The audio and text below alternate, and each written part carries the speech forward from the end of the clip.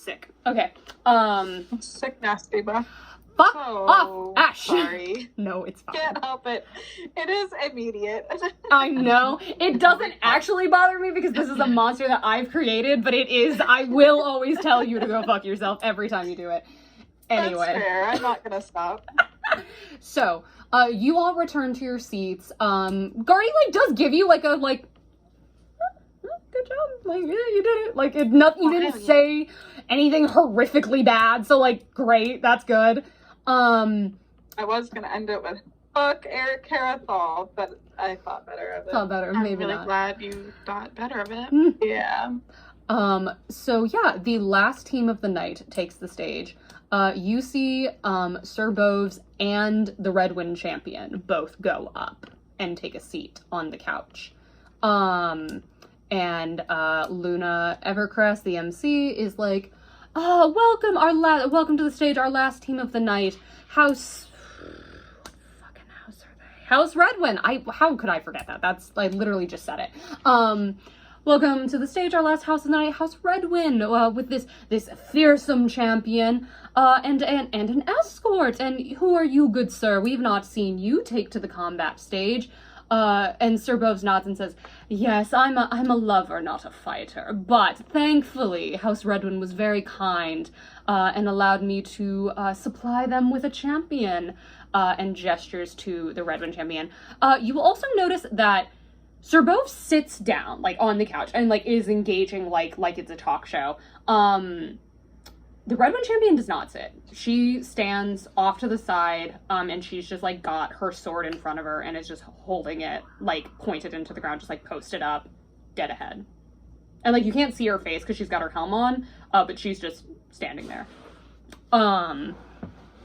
Yeah, and Luna says, "Oh, well, we are so thankful that you were able to help House Redwin join us this year. Now, let me say on behalf of everyone, we are deeply sorry for the loss of Liege Redwin. What a noble, what a leader."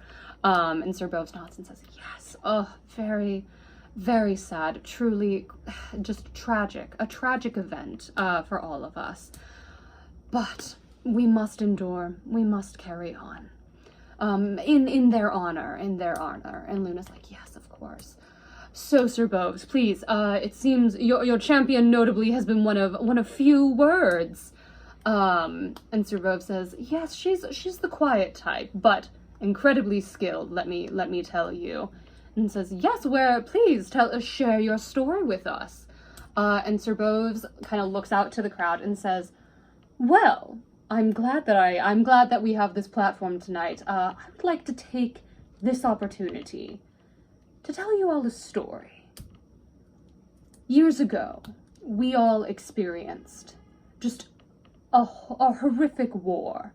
Violence begot violence, fighting everywhere, people torn from their homes, many lives lost, many struggling even today to feel protected, to feel as though they were safe. And we all know hired guards. Not everyone can afford that. Obviously, plenty of people have the assistance of swords and shields to keep them safe and warm in their beds at night, but not everyone has that. And even those who do, when you lose your best soldier to a war, what is to become of you then? Do you wait another 10 years until a new person has been able to take up the mantle? Now what if, and this is what we're happy to bring to you tonight, what if, when a soldier falls on the battlefield, they do not have to remain dead?" And you see Luna leans forward and, like, kind of has, like, a quirk in their eyebrow. It was like, "Yes, healers are a wonderful attribute to have. No party is complete without them, as we've heard tonight." And Sir Boves leans forward and says, No. I'm not speaking of someone not yet claimed by death, able to be healed so trivially.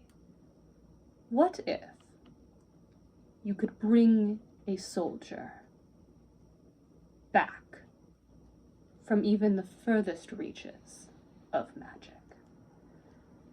You see Luna, like, leans back, not really sure what to say. Sir Boves looks over to the Red Wind champion and says, Valeria, darling, could you show our audience what I'm referring to? She, moving for the first time since posting up on stage, sheaths her sword, lifts off her helm, and you all are able to see a completely shaved head, gaunt cheeks, eyes that are almost entirely white. The irises just have no color left in them. The pupils have gone gray. And you see open wounds covering the small bits of her body that are visible. But they're not bleeding. They look like they're being kind of covered or like sealed with a sickly green arcane energy.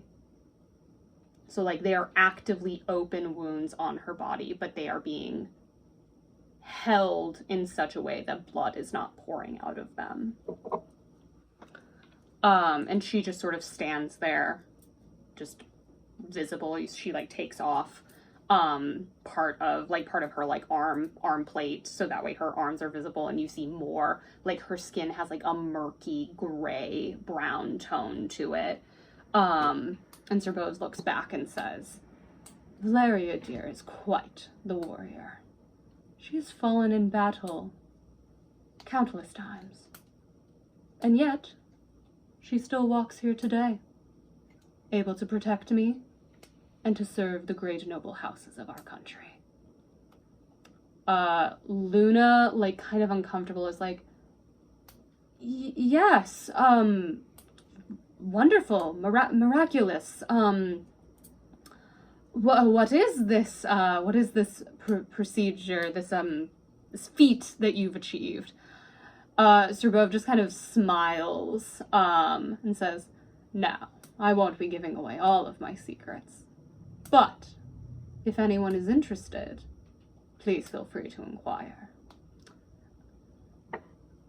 Round of applause for House Redwin. We are so excited to see them fight tomorrow. And there's like a smattering of applause that like eventually like becomes like louder as people are like, okay, and people clap.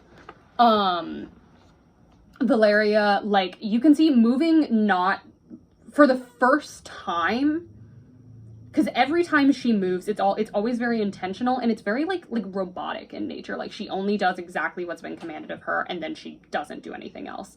As everyone is applauding, Sir Boves like stands up and like does a bow, and you see her like she keeps like looking over to him, and then finally, as he turns to like prepare to leave, he like gives a quick nod, and you see her quickly put all of her armor back on. And they depart the stage. Luna thanks everyone for being there, tells them to join us tomorrow evening, or not evening, join us tomorrow afternoon for the final battle. The final battle will start at noon tomorrow. And yeah, that's, I'm gonna stop the recording. That's gross nasty. I'm gonna stop the recording now, but that's it. That's for Laramie. Damn.